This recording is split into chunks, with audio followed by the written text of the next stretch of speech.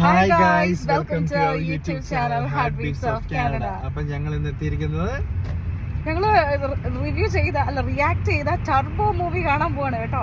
Turbo movie കാണാൻ പോവാണ്. ഇവിടെ കാനഡയില് ഞങ്ങൾ ഫസ്റ്റ് ഡേ ഫസ്റ്റ് ഷോ കാണാൻ പോവാ കേട്ടോ. ഇവിടെ രാത്രിയാണ്, രാത്രി 11:40 ഷോ. അപ്പൊ ഞങ്ങള് മൂവി കണ്ടിട്ട് ഞങ്ങൾ എങ്ങനെയുണ്ടെന്ന് പറയാം. ഓക്കെ, അതെ, എങ്ങനെയുണ്ടെന്ന് പറയാം. അപ്പം അത് കഴിച്ച് കാണാം.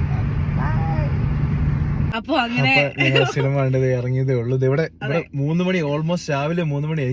ഞങ്ങൾക്ക് രാവിലെ ജോലിയുള്ള, എന്നാലും ഞങ്ങള് രാത്രി പടം കാണാൻ എക്സൈറ്റ്മെന്റിൽ വന്നതാണ്. ഇത് ഫസ്റ്റ് ഷോ അല്ലായിരുന്നു? ഫസ്റ്റ് ഷോ, ആദ്യത്തെ ഷോ ആയിരുന്നു കാനഡയിലെ കേട്ടോ. അപ്പൊ ഞങ്ങൾ അതിന് തന്നെ വന്നു. ഇവിടെ യോർക്ക് സിനിമാസ് എന്ന് പറഞ്ഞ സിനിമാസിലാണ് വന്നത്.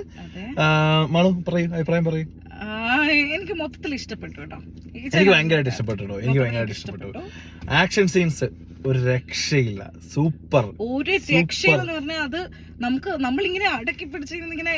അതിന്റെ കൂടെ ക്രിസ്റ്റോ സേവിയറിന്റെ ആ ഒരു മ്യൂസിയം, എനിക്ക് തോന്നുന്നു അതിന്റെ ഇടയ്ക്ക് മറ്റേ വണ്ടിയുടെ സൗണ്ട്. പിന്നെ ഈ ഒരു കാർ ചേസ് സീൻ ഉണ്ട് കേട്ടോ. കാർ ചേസ് സീൻ ഉണ്ടല്ലോ, ടോപ്പ് നോച്ച് ആണ്, ടോപ്പ് നോച്ച്. അല്ലെങ്കിൽ ടെക്നിക്കലി ഭയങ്കര സൗണ്ടാ സിനിമ അല്ലെ.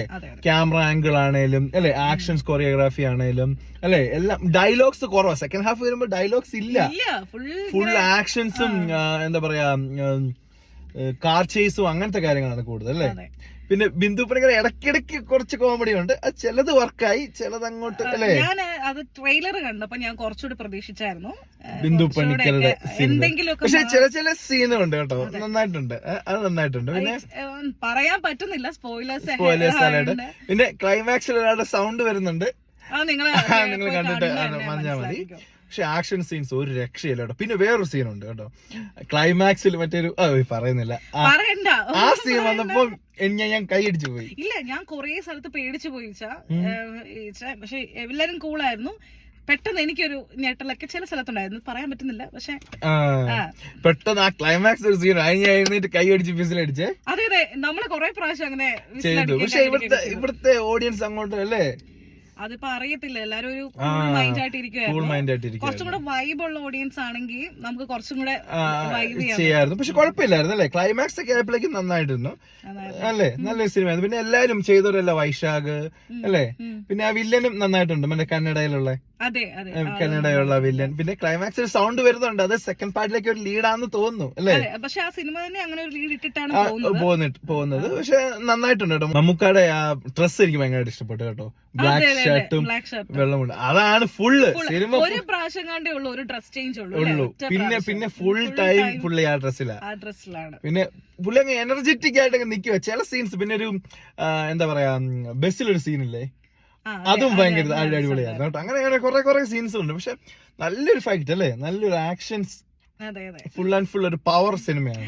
ഇപ്പൊ ഇതിനകത്ത് പ്രത്യേകം പറയുകയാണെങ്കിൽ ഇതിനകത്ത് ആക്ഷൻ ഉണ്ട്, കോമഡി ഉണ്ട്, പിന്നെ ഇതിനകത്ത് കുറച്ച് ഫാമിലി മാറ്റേഴ്സ് ഉണ്ട്. അപ്പം അത് ഇമ്മാനുവൽ തോമസ് പറഞ്ഞ പോലെ തന്നെ, പക്ഷെ അത് അത്രയ്ക്ക് അങ്ങോട്ടില്ല, അത്രയ്ക്ക് വലുതായിട്ടില്ല, ഇടയ്ക്ക് ഉണ്ട്. പക്ഷെ ഈ സ്റ്റോറി വലിയൊരു സ്റ്റോറി ആയിട്ടൊന്നുമില്ല. ഒരു ആക്ഷൻ സിനിമയുടെ ഒരു സ്റ്റോറിയും അതിന്റെ ഒരു അല്ലേ, ഒരു അറ്റ്മോസ്ഫിയറുമാണ് സിനിമ ഫുള്ള്. മോട്ടീവ് ഉണ്ട്, അത്രേ ഉള്ളൂ.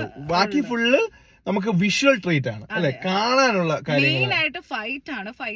ഫൈറ്റ് സീൻ ആണ് മെയിൻ, കാർ ചേസിങ് സീൻസ്.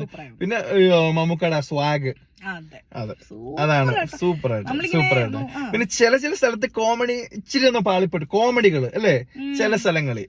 അതായത് ബ്ലാക്ക് ഹ്യൂമർ ആണ് ഉദ്ദേശിക്കുന്നത്, പക്ഷെ ചില സ്ഥലങ്ങളിൽ പാളിപ്പോയി.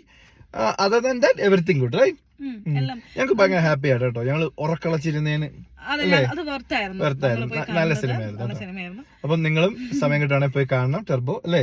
ഈ കണ്ടിട്ട് ഉടനെ വന്നിങ്ങനെ പറയുമ്പോൾ എല്ലാം ഇങ്ങനെ പറയാനായിട്ട് ഇങ്ങനെ വന്ന് നിൽക്കും, അതുകൊണ്ടാണ് എക്സൈറ്റ്മെന്റ് കൂടി ആയിട്ട്. പക്ഷെ നല്ലൊരു മൂവിയാണ്, നിങ്ങൾ പോയി കാണണം, കാണാത്തവരൊക്കെ പോയി കാണണം. ഞങ്ങളുടെ കാനഡയിലാണ്, ടൊറന്റോയില് യോർക്ക് സിനിമാസിലാണ് വന്നത് അല്ലേ.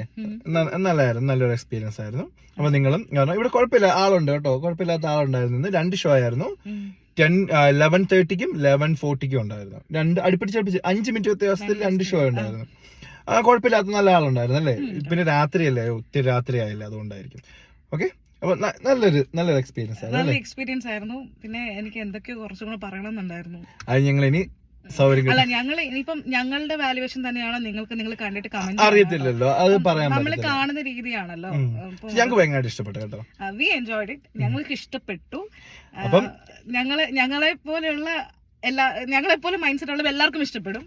അപ്പം ഡിഫറെന്റ് കോൺസെപ്റ്റ് എല്ലാവർക്കും ഇതാണല്ലോ. ഒരു ആക്ഷൻ മൂവിയുടെ ഒരു ഇതിലെടുത്താ മതി അല്ലേ? കുറേ ആക്ഷൻ ആണ്, പിന്നെ പറഞ്ഞ പോലെ ഈ കുറച്ച് കാര്യങ്ങളൊക്കെ അവിടെ ഇവിടെ. അങ്ങനെ ഒരു പവർഫുൾ മൂവിയാണ്, അല്ലാതെ നമ്മള് വേറൊരു ഇതിൽ വന്ന് കാണേണ്ട ആവശ്യമില്ല അല്ലേ?